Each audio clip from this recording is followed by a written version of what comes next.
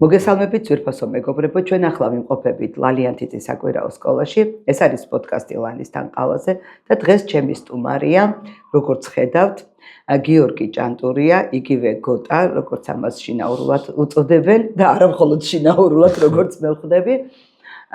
და ჩვენ დღეს ვისაუბრებთ განათლების პოლიტიკაზე, იმიტომ რომ გიორგი არის განათლების პოლიტიკის სპეციალისტი, მაგრამ სანამ ამ საკითხებზე გადავალთ, მოგეხსენებათ, რომ დღეს არის ქართული ენის დაცვის დღე. ეს დღე არის ძალიან საინტერესო სოციალური და თუნდაც პოლიტიკური აქტივიზმის თვალსაზრისით, იმიტომ რომ ეს დღე არის დაკავშირებული იმ წარმატებულ გამოცდილებასთან, რაც ქართულ საზოგადოებას ჰქონდა ჯერ კიდევ საბჭოთა პერიოდში.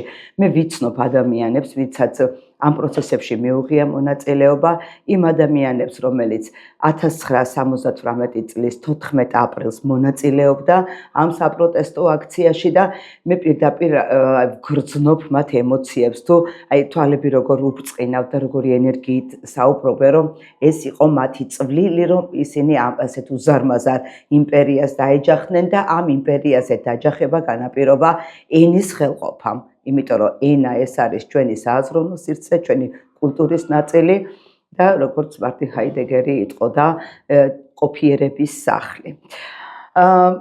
ეს პათეტიკა რო გვერდზე გადავდოთ, ორი სიტყვით გავიხსენებ ბათუმში მიმდინარე მოვლენებს, ძალიან ბევრი ჩემი უფროსი მეგობარი მონაწილეობდა ამაში და როგორც თვითონ ამბობდნენ, ადრე ყოფილი ლენინის მოედანზე, ახლა ფაქტობრივად შეცვლილი არის ის სივრცე, მაგრამ ადრე იყო საოლქო კომიტეტის სახლი და აი იმ ადგილას შეიკრიბნენ ადამიანები და მოითხოვეს, რომ ქართული ენა დარჩენილიყო სახელმწიფო ენად საქართველოში.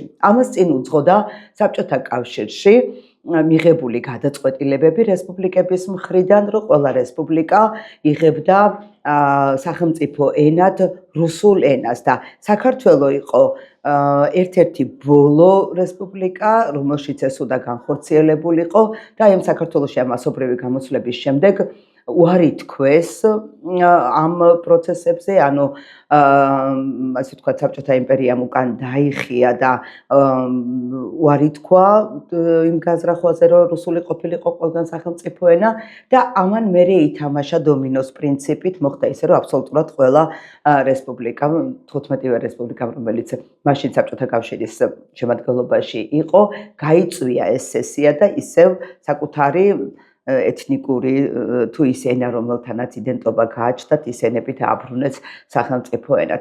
მოკლედ ამ თვალსაზრისით საქართველო იყო, ასე ვთქვათ, პიონერი, ფლაგმანი, არც როგორც კიდათ ისე ვთქვით, ანუ ნოვატორი ამ პროცესებში და ეს არ იყო პატარა ამბავი, აი იმ ჩაკეტილ საზოგადოებაში, რომელშიც მაშინ იმყოფებოდა ჩვენი ქვეყანა. აი ორი სიტყვით რო ვთქვათ, გოტა, რომ აი რა არის ის რაღაცა ის ძაფი, რომელიც ასე გვაკავშირებს ენასთან და აი მე მაგალითად რომ მეკითხები არის შეთვის რა არის ქართველობა, პირველი რაც მოდის ცნობიერებაში, პირველი ეს არის ენა. და მე გადავდივარ რაღაცა სახელმწიფოებრიობაზე, საზღვრებზე, სახელმწიფო სიმბოლოს დროშაზე და გერბზე, მაგრამ ენა რაღაცერად აი პირველი მოდის ხოლმე რა. და მოდი ორი სიტყვით რომ ვთქვათ, რა არის ენა და აი რატო იყო ეს დღე ასეთი მნიშვნელოვანი მაშინ და დღესაც. გონია რაღაცა ხიდი გადავდეთ, ხო? იმ ჩვენს დისიდენტურ წარსულთან. კი და იდეაც ზუსტად ეს იყო. პირველ რიგში დიდი მადლობა მოწვევისთვის და მიხარია, რომ თქვენ თან ვარ და ზოგადად ძალიან მნიშვნელოვანია ასეთი ტიპის სივრცეების არსებობა, რაც პრინციპში ავტორიტარულ რეჟიმებში პირიქით სულ უფრო იზღუდება როგორც ენა მათ შორის, ხო? და სწორად აღნიშნეთ, კი ამ იმაში პათეტიკა კი არის, მაგრამ რეალობაც ეს არის, ხო? იგივე ვთქვათ ილია ჭოჭოძეს მაგას ამბობდა, ხო? ენა მამული სარწმუნოება, ენა რითიც ვთქვათ მეტყველებთ, ვაზროვნებთ, საუბრობთ, ვურთიერთობთ და დღეს ვთქვათ ამ შემთხვევაში რეჟიმი რასაც ცდილობს, იგივე აი ცნებები ხო, რასაც დაუკარგა მნიშვნელობა, ხო? იგივე თქვათ ეს, რა ვიცი, მშვიდობა ავიღოთ, მაგალითად თუ რაიმე სხვა, ხო? და ამ შემთხვევაში უსამშობლობა, ხო? აი რაღაცა და კიდევ რამდენი, ხო? ანუ რაზეც თუნდაც თავისუფლება, ხო? და ამ შემთხვევაში აი ერთ-ერთი რაღაცა სიმბოლური დატვირთვა, თქვათ, ამ დღეს ზუსტად ეს ქონდა, რომ რაღაცნაირად ეს არ არის ტრამულ გამოცდილებასთან დაკავშირებული, არამედ პირიქით გამარჯვებასთან არის დაკავშირებული და თქვენ სწორად აღნიშნეთ, რომ პირიქით აქედან შემდეგ უკვე გადამდები ეფექტი ჰქონდა სხვა რესპუბლიკებზე, მაშინდელ რესპუბლიკებზე, ხო? რომ აი, როდესაც ჩვენ მოვიპოვეთ, ხო? ეს ну, რა ვიცი, რაღაც მხრივ დამოუკიდებლობის პირველი ნაბიჯები იყო, ხო?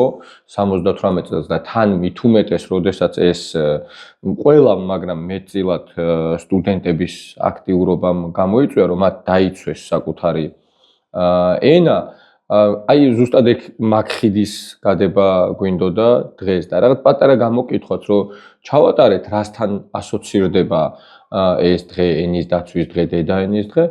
ზუსტად ეს იყო, რომ აი გამარჯვებასთან ასოცირდება, რაღაც დადებითთან ასოცირდება, ბრძოლასთან ასოცირდება, მონაპოვართან ასოცირდება და იდენტობასთან, კი ბატონო. და აი ეს იყო მნიშვნელოვანი და ამ სიმბოლიზმს ჩემი აზრით აქვს რაღაცა მნიშვნელოვანი დატვირთვა, რომ კი ენის დაცვის დღე არის და თუმცა მოცემულობები რაღაც მხრივ კი განსხვავებულია, მაგრამ რაღაც მხრივ იგივე არის, ხო, პრინციპში, რომ რაღაც დღესაც ვიცავთ ჩვენს ენას და პრინციპში სახელმწიფოს შეიძლება განზოგადებულად ვთქვათ, რომ მტერი, ასე ვთქვათ, დღესაც იგივე არის.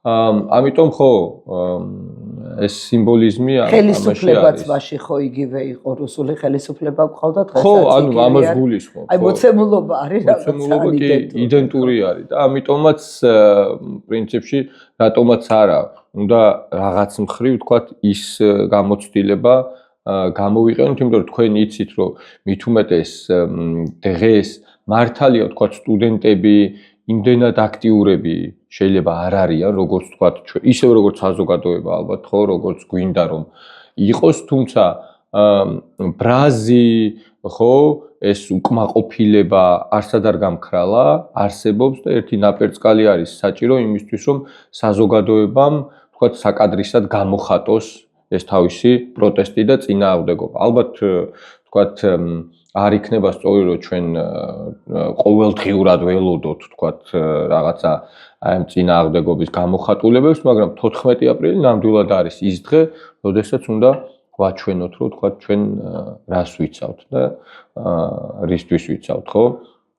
ხო და აი ამიტომ ვთქვათ, გადავწყვიტეთ დიდი ხნით ადრე, მით უმეტეს ვთქვათ, ეს თარიღები 31 მარტი ეს რეფერენდუმის დღე, შემდეგ 9 აპრილი, რომელსაც ვთქვათ, რაღაცა გაორებული შეიძლება დატვირთვაც ჰქონდეს, თუმცა საბოლოოდ დატვირთვა მაინც ერთ-ერთ და ბოლოს 14 აპრილი და გადავწყვიტეთ, რომ აი 14 აპრილი ყოფილიყო მნიშვნელოვანი გამოძახილი აი ამ პროტესტის და წინააღმდეგობის და თან ეს არ ყოფილიყო ცენტრალიზებულად, ხო, რომ ვთქვათ, ეს წინააღმდეგობა ყველგან უნდა ჩანდეს, ხო, არა მხოლოდ ვთქვათ თბილისში, არამედ აუცილებლად ბათუმში, ქუთაისში, თელავში, განსაკუთრებით საუნივერსიტეტო ქალაქებში, სადაც სტუდენტები ნამდვილად აქტიურები უნდა იყვნენ ამ პროტესტში და ხო, ეს იყო მთავარი მიზანი და ამოცანა ამ დღის და მე გეთანხმებით, რომ იგივე ჩვენ სხვა შორის აი ვიდეო რგოლებით ჩავწერეთ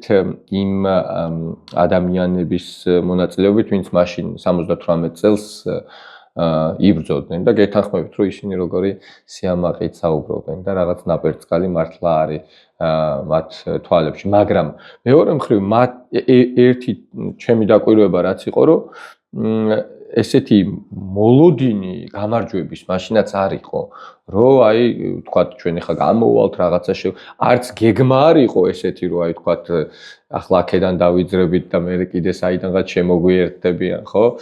და ზუსტად ამდენი გამოვალთ თუ იმდენი გამოვალთ. ანუ ასეთი გეგმა არ არსებობს, ბევრი რაღაც ესე სპონტანურად მოხდა, ბევრი რაღაცა ცხადია კოორდინირებულად. მაგრამ ის რომ აი აპრიორში იცოდნენ რომ რაღაც გაიმარჯვებდნენ და ეს მონაპოვარი ექნებოდათ, ეს განცდა ნამდვილად ყოველ შემთხვევაში რაღაცა გარკვეულ ნაწილში რწმენა კი, მაგრამ ის რომ ცოდნა რომ აი ჩვენ ნამდვილად მივახცევთ, არა და მით უმეტეს შემდეგ რომ ამას გადამდები ეფექტი ექნებოდა. არა, ამიტომ ჩვენ თქვა თბილისში ისტორიულ აი ამ მარშს თუ მარშრუტს ვიმეორებთ თბილისის სახელმწიფო უნივერსიტეტიდან პარლამენტამდე იქნება რამდენიმე გამოსვლა თვითონ უნივერსიტეტში, სადაც მათ შორის წავიკითხავთ რეჟიმის ტყვეების პატიმარი სტუდენტების წერილებს, თითქოს ისინი აი იქ არიან და იქიდან კითხულობენ, იქიდან მიმართავენ საზოგადოებას, სავარაუდოდ ოჯახის წევრები წაიკითხავენ ამ წერილებს, რამდენიმე გამოსვლა და შემდეგ თქვათ აი ეს მარში და იმედი გვაქვს რომ ეს აი რაღაცა სტუდენტურ ერთობას კიდევ ერთხელ აჩვენებს. იმიტომ რომ ჩვენთან მათ შორის განათლების სისტემაც ისე არის მოწყობილი ბევრი კუთხით, ხო? მათ შორის ინფრასტრუქტურულადაც სხვა შორის რომ საუნივერსიტეტო და სტუდენტური ცხოვრება რეალურად პრაქტიკულად არ არსებობს, ხო? მათ შორის თქვათ აი რაღაცა ამ გნებავთ შრომითი ექსპლუატაციის გამო, გნებავთ თვითონ განათლების სისტემაში არსებული პრობლემების გამო, თვითონ სივრცეების, ხო, არაფორმალური, აი თქვენთან როგორი შესანიშნავი სივრცე არის, თქვათ აი ესეთი ტიპის არაფორმალური სივრცეების არარსებობის გამო თვითონ უნივერსიტეტებში და უამრავი სხვა სტუდენტური საცხოვრისი იქნება სხვა და ამიტომ თქვათ აი ეს შეკავშირება აი ზუსტად რომ იცხოვრო სოციალიზაცია შეკავშირება აღარ ხდება და ამიტომ რაღაც ეს ერთობის განცდა არ არის ხოლმე, იმიტომ რომ ჩვენ კი ვამბობთ თუნდაც აი სტუდენტს, მაგრამ ძალიან არაერთგვაროვანი ჯგუფია, ხო? სულ განსხვავებული ჯგუფები არიან და რაღაცნაირად ხო მათი გაერთიანება ჩემი აზრით თქვათ უფრო რთული და რთული ხდება, მაგრამ მოკლედ ნახოთ როგორ ჩაივლის ეს დღე, ამას ცხადია სიმბოლური დატვირთვა ექნება და ერთ-ერთი დღე იქნება წინააღმდეგობაში, სადაც თქვა წინააღმდეგობა თავისი სიძლიერე, რაოდენობა და შინაარსი რაც თავარია, ხო, იმიტომ რომ ხშირად აი რაც ქმნის ხოლმე უკმაყოფილებას, აი ესეთი მასშტაბური თქვათ აქციებისადმი, ეს არის რომ ხშირად შინაარსისგან დაცლილი არის, რაოდენობა ჩანს ხოლმე თქვათ რაღაცა წინ შეიძლება გარკვეული თქვათ დაგეგმარება წინ უძღოდეს, მაგრამ საზოგადოებას აქვს განცდა რომ აი რაღაცა აკლია, არ არის იმას შინაარსი არ არის ხოლმე. იმიტომ რომ საპროტესტო აქცია ყოველთვის ემოციით ხორციელდება, ისა ხანდახან ვიძახით რომ რაღაცა სწორად დაგეგმილი არ არის, რაღაც გეგმებს ვითხოვთ და რაღაც ხანდახან ის საბჭოთა პერიოდი მახსენდება 5 წლების გეგმები რო ქონდა და დღის წესრიგი რო ქონდა იმას საბჭოს ხტომებს და აქციას ბუნებრივია ეს არ ექნება აქციის მთელი აი აქციების პროცესის რაციონალიზაცია ის არის, რომ როდესაც ემოციით გამოსული ადამიანები გამოდიან, აი იქ უნდა ჩაირთოს რაციო, ის პროცესი როგორ უნდა მართო. თორე ის თუ ადამიანი როგორ უნდა გამოვიყვანო ქუჩაში, ეს აბსოლუტურად აი წარმოუდგენელია. არ შეიძლება ძალით ვერავინ ვერ გამოვა. ეს არის გამორიცხული. აი მე როდესაც საპროტესტო თითქმის ყველა დღეს ვესწრები იმ დღეს, სადაც ოდნავ კი რაღაცა დრო მაქვს. რა ნუ ახლა ჩემი პედაგოგიურ საქმიანობას ვერ ვდებ გვერდზე რა ვქნა, ეს უზენაესია ჩემთვის და ამის იქეთ რაც არის, იმ პირველი რაც უკვე იცინიან ჩემი ახლობლები, რომ ჩანთას რომ მოვიკიდებ და წავიდა ახლა აქციაზე და ხო და ახლობლები ძალიან შინაურები შეიძლება არ წამოვიდნენ ჩემთან ერთად. იციან რომ მე იქ მივდივარ, მაგრამ თვითონ რა ვიცი, დაჭდებიან ყავასტალებენ და არ წამოვლენ. სწორედ ამას ვიძახი, რომ იქ თუნდაც ერთი ან ორი ადამიანი რომ გამოდის, ის არის ძალიან მნიშვნელოვანი და ღირებული, იმიტომ რომ როგორც კი კრიტიკული სიტუაცია შეიქმნება ის ადამიანები არიან მიზიდულობის წერტილები, რომელსაც აუცილებლად გაუჩნდებათ შემდეგ მასები და არც არის საჭირო ამისი დემონსტრირება და აი ამისი ისა რომ აი თან რაოდენობაში ამის გადათარგმნა. საბოლოოდ მაინც რაოდენობა თარგმნის, მაგრამ საუბარი და ძალიან მნიშვნელოვანი არის თვისებრივი ნაწილი ამ პროცესის, ხო? აი რომელი კატეგორიის ადამიანები დგანან თქვათ საპროტესტო აქციებზე და ვინ არის ის ადამიანები, ვინც ან თემაზე აღლიცინებს, ან რაღაც არასერიოზულად უყურებს. და ძალიან დიდი ნაწილი გვყავს ჩვენ ისეთი საზოგადოებისა ისეთი, რომელიც უბრალოდ თანაუგრძნობს ამ პროცესებს, მაგრამ ვერ წარმოუდგენია მას თუ შეუძლია რაიმეს შეცვლა და ანუ კატეგორიებად რო დავალაგოთ, რა ვიცი, ხა ამ პოდკასტში მაგისი ადგილი არ არის, მაგრამ შეიძლება რაღაცა დონეზე რომ მაგაზეც ვისაუბრო და მე მგონია რომ ბათუმში ყველაზე კარგი ადგილი მაგისთვის, რომ ჩვენ რაღაცა გამოვხატოთ ჩვენი დამოკიდებულებიანი, სადმე არის ანბანის კოშკი. რაღაცა ძალიან ხო უცხოეთში ვიყავი და ერთი ასეთი კითხვა იყო რა დასვეს, რომ რაღაც შეხვედრა იყო და ყველას სთხოვეს, რომ აი თქვენი ქალაქი, სადაც ცხოვრობთ, ღირსშესანიშნაობა და იქ რაღაცა ბრანდენბურგის ჭიშკარი და გარიბჭე და ეიფელის კოშკი და კოლიზეუმს იცახიან და ნუ ახლა რა კიდა რო თქვა ეხა ბათუმზე და პირველი რაც გამახსენდა ალფაბეტ ტაუერ თქო უთხარი. ხო რა ალფაბეტ ტაუერ ვერ გაიგეს რა იყო და დაგუგლეს და ნახეს და გაგიშდნენ. მე საბიზიტო ბარათი მქონდა წაღებული და ვაჩვენე ის ანბანი და ვაიმე რა ლამაზია და difficult იცახიან და რაღაცა და მოკლედ ნუ ძალიან ისეთი ის იყო რა ემოცია გამოიწვია იმ სოციუმში სადაც მოვხვდი თვითონ იმ იდეით რომ აი ერთმა მკითხა კიდეც რომ აი ეს რატო საიდან მოგივიდათ თავში აზრა და მეორეუბნება რომ აი ასეთი ანბანი რომ მქონდეს და ასეთი ენა და დამალაპარაკეს რაღაც აინტერესებდათ ჟღერადობა იმის ასეთიანა მეც დავთქავდიო ასეთ ანბანის კოშკსო და აი რაღაცნაირად სხვანაირად დამიწყო ყურება იმის ჯერ ვერ ხვდებოდნენ ჯორჯია ბათუმი რა იყო და მე უკვე ცოტა სხვანაირად შემხედეს და არა და ამ ანბანის კოშკს იცით ხო დაგერვას რო უპირებდნენ როგორც იმას რაღაცა ნაციონალური მოძრაობის სახე თუ რაღაცა ძალიან ბევრი რამე ქალაქში დაანგრიეს ის ჭაჭის კოშკი ქვაფენილებს იღებენ ხო ეს ფაქტობრივად არის იმისი გადახაზვა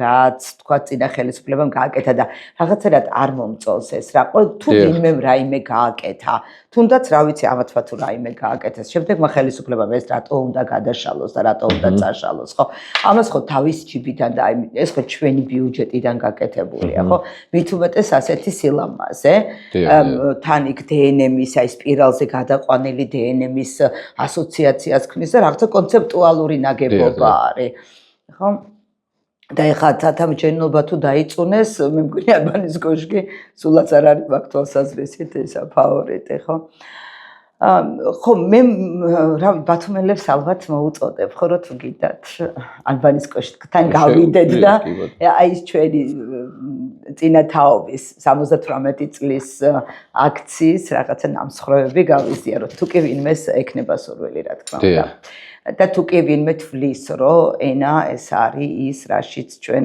ვართ ვაზროვნებთ და ჩვენი იდენტობის ნაწილი ისევე როგორც მე და თქვენ ვფიქრობთ. ორი სიტყვით გოტა რა არის იცით აი არ მინდა რომ ისე გაგიშვათ აქედან რომ აი არ ვისაუბროთ იმაზე თუ რა არის აი ენის პოლიტიკა განათლების სისტემაში აი როგორც განათლების სპეციალისტი რას გვეტყოდით აი როგორ მიმდინარეობს ქართული ენის სწავლება აი ან მეთოდურად რა ხდება ან შინაარსობრივად რაზეც აქცენტს გააკეთებდი. აი მე მაგალითად ძალიან მენიშნა რა იცით, როდესაც რამდენიმე თვის უკან იყო ეროვნული გამოცდებიდან ამოიღეს რაღაც საკითხები, ხო?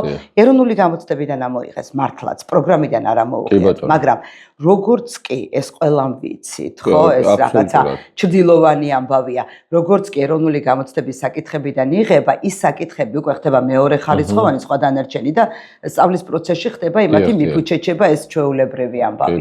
და თან ახლა ამოიღეს რომელი საკითხები იცით და რომელი ლიტერატურა მე თვითონ საბჭოთა პერიოდში დავამთავრე ხო სკოლა მე თვითონ რო არ მისწავლია და ის ლიტერატურა მე გავეცანი სკოლის დამთავრების აი ბედნიერი ერი და ჩვენ არ გვისწავლია არც ისტორიაში გვისწავლია 1819 წლამდე ამ პერიოდის აჯანყებები საერთოდ თუ იყო არ ვიცოდი ეს სტუდენტობის დროს გავიგე მე ეს ყველაფერი და ჯერ ისტორია ხო საერთოდ თავიდან გადასაწერი გვაქვს და რა ივანე ჯავახიშვილის მერე ისტორია ფაქტობრივად არ გაკეთებულა, იმიტომ რომ ეს ყველაფერი საბჭოთა ელფერით გაკეთებული ისტორია. თან ისტორია, ლიტერატურა და რავი, ფილოსოფია იყო ყველაზე პოლიტიზირებული სფეროები, ხო? ახლა მათემატიკა და ფიზიკას ნაკლებად უკავშირებდნენ, ხო? ის გამორეცხვის პროცედურებთან, ხო? და აქედან გამომდინარე, ესენი გადიოდა საბჭოთა პერიოდში ყველაზე დიდ ზეწოლას, ხო? და აი ახლა როგორ მენიშნა, იცი, ზუსტად ის საკითხები ამოიღეს, რომელიც მე სკოლაში არ მისწავლია. ანუ ბრუნდებით, ასე ვთქვათ, საბჭოთა პერიოდის აზროვნებას, ანუ ბავშვებმა უნდა იცოდეს. იცი რა არის, თუ კი შენ საკუთარ ქვეყანაზე რაღაცა ნეგატივს იტყვი, როგორც ილია ჭავჭავაძე თქვა რა, ნუ არა ხარ რა, კაი ტიპი, როგორ საკუთარ ერთს ლანძღავ, ხო? ხო და ეს ილია ჭავჭავაძე ხო ამისი მაგალითი იყო, ხო რა, ჯერ როგორი ლექსი არის, მარტო შინაარსით კი არა და ფორმით, ხო? რაღაცა დიმპიტაურის ის რო აქ რიტმიკა, ხო, რაღაცა როგორ შეიძლება მსუბუქად და ესე ჰარი ჰარალოზე გაყიდო სამშობლო, საკუთარი თავი, საკუთარი მომავალი, ისე რომ ერთი წუთით ერთმა აზრმა არ გაგიელბოს და არც დაგაფიქროს და არც დაგაეჭვოს და ამას აკეთებ დიმპიტაურის რიტმებზე და ქართველობას აწვევით ან პარალელურად, ხო? აი ეს ჩემთვის იყო რაღაცა. აი მე მგონია რომ ყველაზე დისიდენტური ლექსია ეს ბედნიერი. ხო, კი. ხო, იცით რა არის? აი ზოგადად თუ ჩემთვის რთული იქნება რომ აი რაღაცა თვითონ ენის პოლიტიკაზე ვისაუბრო, ну, ერთი მხრივ ცალსახად შეგვიძლია ვთქვათ, რომ რაღაცა არათუ თანმიმდევრულობა ზოგადად ეს პოლიტიკა ფაქტობრივად არ არსებობს. ეს აი ცალსახად შეგვიძლია ვთქვათ, წლების მანძილზე, რა ვიცი, თითქმის 10 წლეულია, რომ აი იგივე ჩვენ რომ შევხედოთ, თუნდაც განსაკუთრებით, აი მართლა გულწრფელად ვიტყვი, რომ ორი ჯგუფი არის მასწავლებლების, ეს არის ერთი ისტორიის მასწავლებლების ჯგუფი და მეორე ქართულის მასწავლებლების ჯგუფი, რომელიც გამორჩეულად რთული კონტინგენტი არის. და აი ამ მიმართულებით რაღაც ხო აი ვინ სწავლებას ვინ ახორციელებს, ხო მასწავლებელი. ამ ჯგუფისთვის პრაქტიკულად არაფერი გაკეთებულა მათი განვითარებისთვის, ხო და ჩვენ ხედავთ იგივე მასწავლებლების, თქვათ, კომპეტენციის რაღაცა დაბალ მაჩვენებლებს, რომელიც სხვადასხვა ფორმით გამოიხატება, ხო? არა მხოლოდ რაღაცა გამოცდებში გამოიხატება, არამედ რა ვიცი, უამრავი შემთხვევა გვესმის და ხედავთ ხო ჩვენი მოსწავლეების აკადემიურ შედეგებსაც მათ შორის. და ის რო თქვათ მასწავლებლების მიმართულებით არაფერი ხორციელდება, ხო?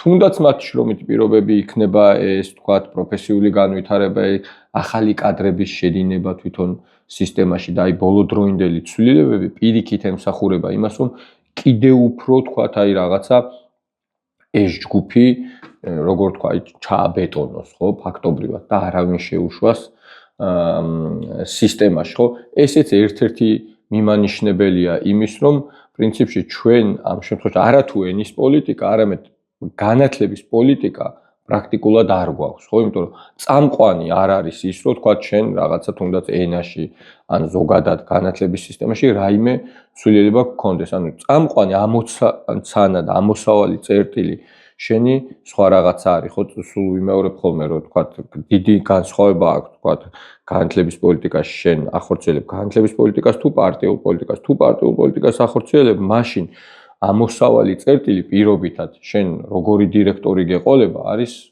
სხვა, ხო? თქვათ ის დირექტორი მორჩილი იქნება თუ თქვათ იქნება ორიენტირებული ცვლილებაზე, ეს სხვადასხვა რამ არის, ხო?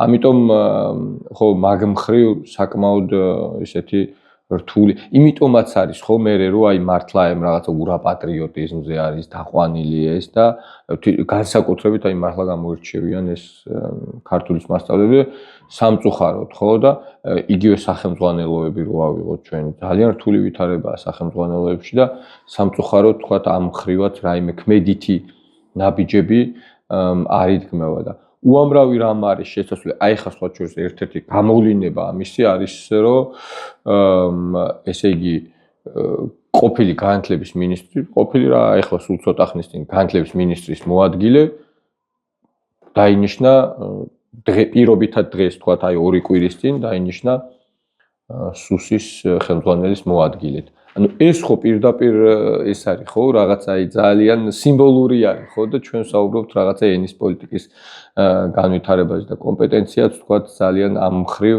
დაბალი არის და ამაზე სხვათა შორის მაშინ თუ აი ეს პროპაგანდა მუშაობდა, მაინც ინსტიტუტები მუშაობდნენ. დღეს ეს ინსტიტუტები პრაქტიკულად მოშლილია, მით უმეტეს კავშირი უნივერსიტეტსა და სკოლას შორის ის ძაფები პრაქტიკულად გაწყვეტილი არის, ხო, სადაც თქვათ უნდა იქნებოდეს, ხო, ეს პრინციპში ენის პოლიტიკა, სად თუ არა უნივერსიტეტში, ხო და ეს ამას ხედავთ, რომ არ არის და იგივე თქვათ თუ ფართო მასშტაბში შევხედავთ, ამას ხელს უწყობს ასევე დაფინანსების პოლიტიკა, ხო, იქნება ეს თვითონ უნივერსიტეტის თუ ზოგადად.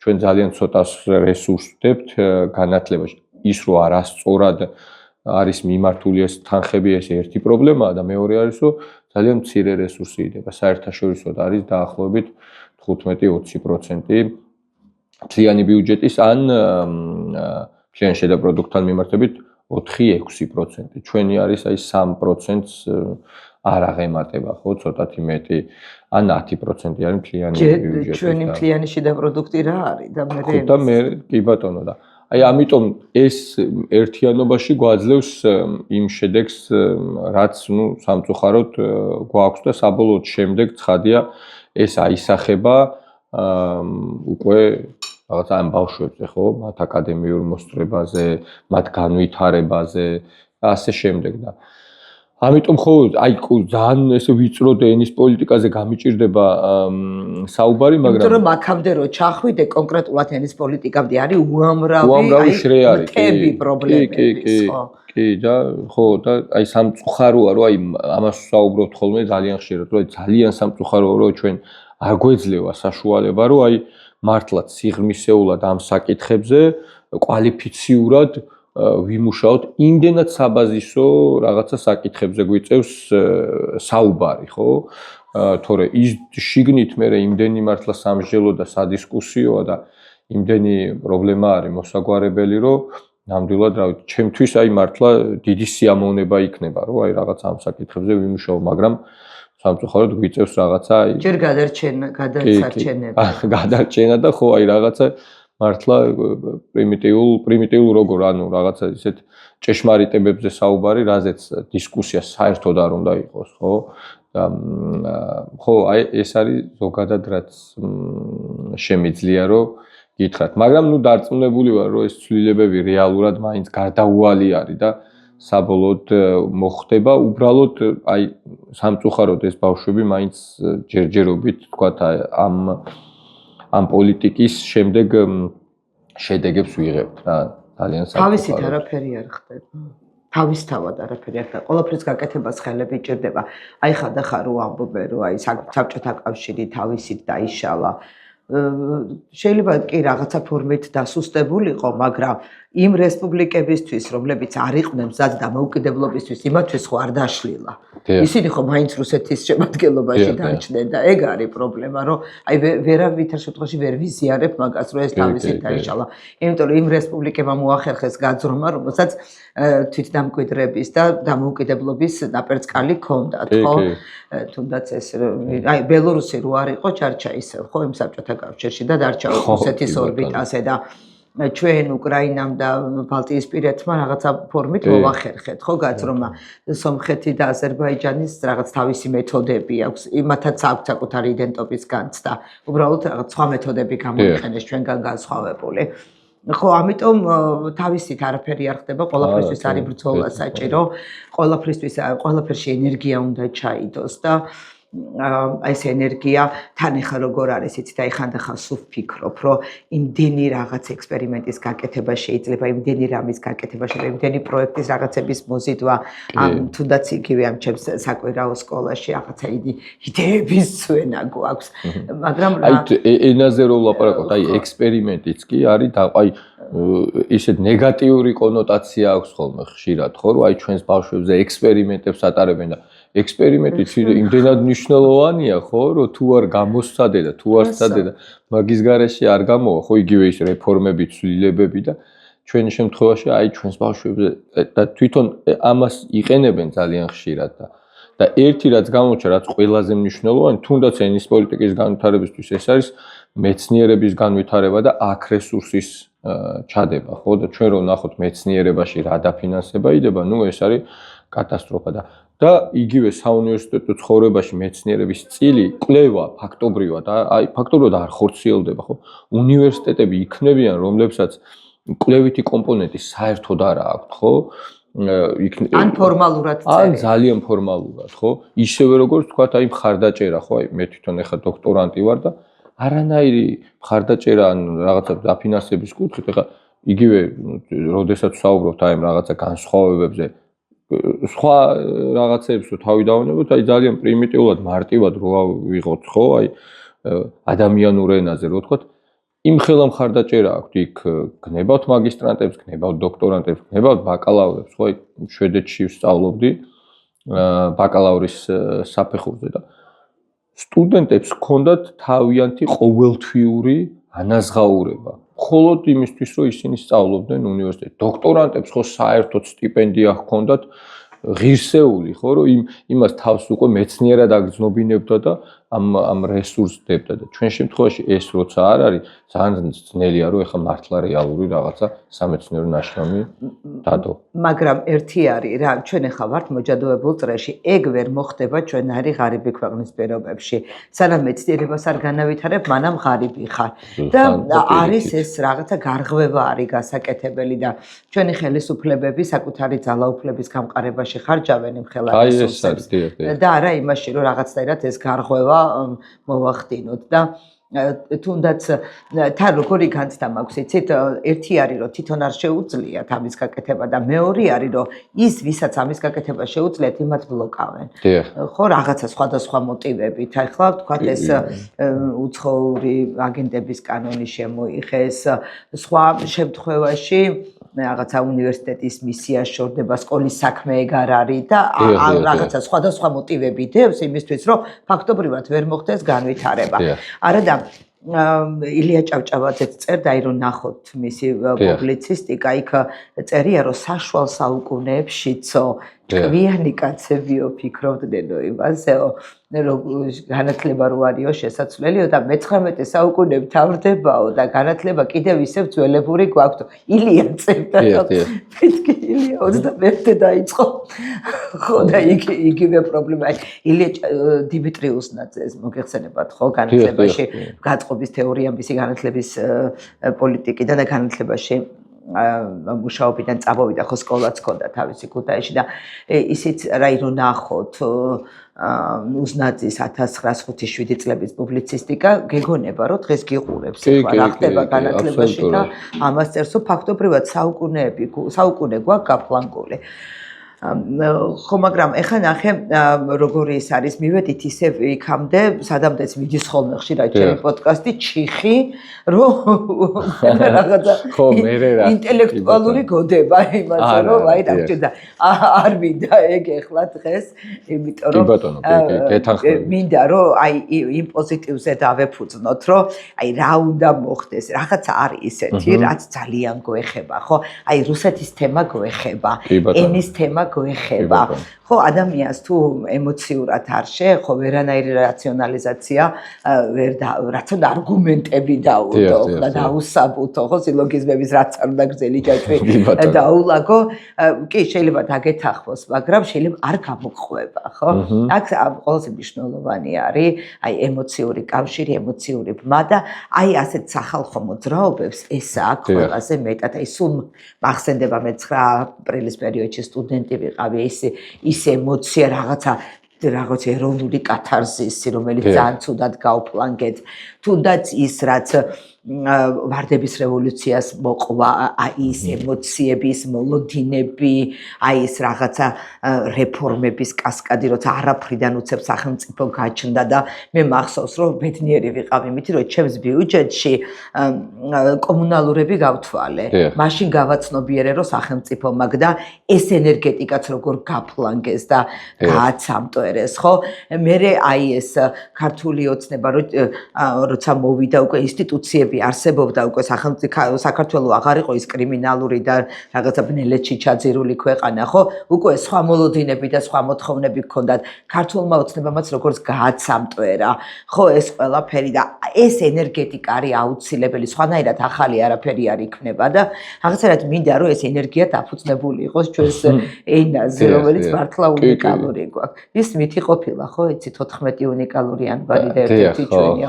მაგრამ 14-ია თუ არ მეგონი სამეულშიც მოვხდებით, არა თუ 14-ეულში, იმიტომ რომ მართლა უნიკალურია. უნიკალური ყავს, კი. თან ასეთი სამითაობის ანბანია ზე ერთ-ერთ.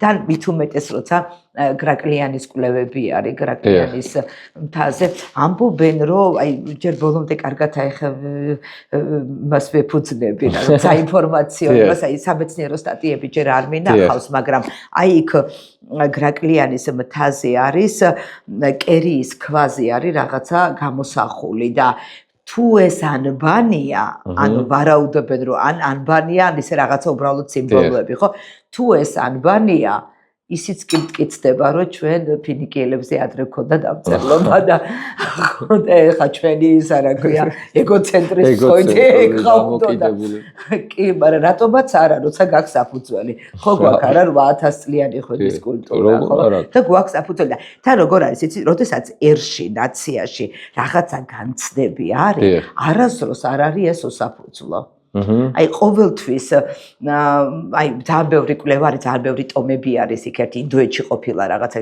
ქერაცის ფერთვალება ხალხი ესენი იძახდნენ ბერძნები ვართ და ყველა დასცინოდა თურმე ის პატარა ტომი იყო და გენეტიკური ანალიზი ჩაატარეს და მართლა ბერძნები არიან ალექსანდრე მაკედონელის რაღაცა რაზმია ჩარჩენილი იქა და იქ დარჩნენ მოკლედ და წარმოიდგინეთ რამდენი ხნის 24 საუკუნის წინანდელი ხალხი და ეხლა გამართლა რომ მართლა ბერძნები ყოფილა ხო არ არსებობს როდესაც კულტურაში რაღაცა ესეთი მითები დევს, რომელსაც ჩვენ უაპელაციოდ იღებ, იმას საფუძველი ყოველთვის აქვს და ჩვენ ხო ვიცით, რომ უნიკალური კუთხე გვაქვს, იმიტომ რომ ბევრს აქეს მითი ხო, რომ ღმერთთან დააგვიანეს და მისი ღმერთის მაგრამ ჩვენაირი ორიგინალური ნახეთ არას ამბობდნენ სადღეგრძელოს ვამდითო, სუფრაზე ვიჯექითო, ეს ხო შემთხვევითი არ არის, იმიტომ რომ მარტო ქართველს ჰქონდა ღვინო და მხოლოდ ქართველს შეეძლო და ელია ღმერთის სადღეგრძელო, ხო? მოკლედ ამისი საფუძველი გვაქვს კულტურაში, როდესაც ასეთი პატარ-პატარა ესენი არის, ამისი საფუძველი ყოველთვის არის და ესაა ზუსტად ის ემოციური იდენტობას რო და კავშირებს რო გიქმნის სხვა ადამიანებთან, რა სოციალური მდგომარეობაც და რა ინტელექტუალური ლეველიც არ უნდა გქონდეს, ხო? ამიტომ ჩვენ ენას აქვს ამისი პოტენციალი და ძალიან შეგვიძლია რომ ვიამაყოთ. კი, რა თქმა უნდა. თუმცა ხო, როგორც ნებისმიერ ენას და ნებისმიერ რამეს სჭირდება ცხადია განვითარება და ამ შემთხვევაში ჩვენც ხო, იმიტომ რომ ჩვენ გვინახავს ხო პირიქით თქვათ მათ შორის ხო დაკარგული ენებიც ისევე როგორც სახელმწიფოები და ხშირად თქვათ აი ეს აღქმაც ხო რომ ჩვენ აი რა ტიპის წინააღმდეგობაში ვართ და რას ვებზვით ეს განცდა ხშირად არ არის ხოლმე და ისიც რომ აი რისთვის გაგვიძლია და აი ამასაც ამიტომ საფრთხე საკმაოდ რეალური არის მათ შორის ენასთან მიმართებით და ამაზე ხო ენათმეცნიერები საუბრობენ ხო და აი ზუსტად ამიტომ გვჭირდება ხო მათ შორის ეს ენის პოლიტიკა დაცვა გაფრთხილება თვითონ და ესეც ამის გამოძახილი არის ხო ეს დღეც პრინციპში ამ სიმბოლიზმში ესდებს რომ ამის გამოძახილი არის და ამიტომ ხო მნიშვნელოვანია რომ საზოგადოებამ ეს გამოხატოს თავისი სათქმელი და ემოციურად მე გეთანხმებით ხო ადამიანი რაღაც ხშირად რაციონალურად განვიხილავთ ხოლმე და არ არის რაციონალური არსება ადამიანი თუმცა მაინც გარკვეული რაციონალური გათხოვებით ჯერ ვაკეთებს და მე დიუი მართალი იყო ხო კეთები თუმცა რაღაცა რაციონალური ჯერ ვაკეთებს და მე ვაანალიზებთ ასია ხო რაღაცა ხდება და მე ხო თუმცა ხო ნებისმიერ ვარიანტში ხო რაღაცა თანმიმდევრულობა მოკლედ განვითარება ხო სხვანაირად არ არის რომ წინასწარ დაგეკმო განვითარებას წინასწარ ვერ დაგეკმო ჯერ უცებ ხდება და მე ხდები ვაუ ეს განვითარება ყოფილა ხო შეიძლება კი ბატონო არც უმაგისობა კი ხო ამიტომ მოკლედ თვითონ დღე ცხადია რომ მნიშვნელოვანი არის ეს 14 აპრილი იქამდე ცხადია 9 აპრილი 14 აპრილი და თუმცა ხო ეს მოლოდინი რო თქვა რაღაცა აი ამ დღით არსებითად და თვისებრივად შეიძლება კი ნამდვილად ამის პოტენციალიც არსებობს მაგრამ ეს უნდა იყოს უბრალოდ გამოხატულება ხო რომ ზოგადად ჩვენი დამოკიდებულების მათ შორის ენისადმი და ზოგადად სახელმწიფოებრიობისადმი ამიტომ რაღაცა ვისურვებდი რომ ეს ყოფილიყოს საერთო როგორც თბილისში ისე ვთქვათ ბათუმში განსაკუთრებით და ისე ქუთაისში ზუგდიდში თბილისი ბათუმი და ქუთაისი იყო მაშინ როგორც ვიცი სადაც ეს გამოსვლები მოხდა კი ბატონო სხვათა შორის აი ამ ენის დღეზე ზოგადად 78 წლის მოვლენებზე ბევრი ვთქვათ კვლევა თუ სამეცნიერო ნაშრომი არ არსებობს თუმცა აი ჩვენმა კოლეგებმა ხო მოძრაობიდან განათლება საფრთხეშია მომაწოდეს ვთქვათ არაერთი ნაშრომი და ძალიან ამაზე ვაპირებთ რომ რაღაცა ლექციების ციკლიც საჯარო რაღაცა ლექციების ციკლიც ჩავატაროთ დისკუსიებით რომ თვითონ დღის მნიშვნელობაც და საკითხის მნიშვნელობაც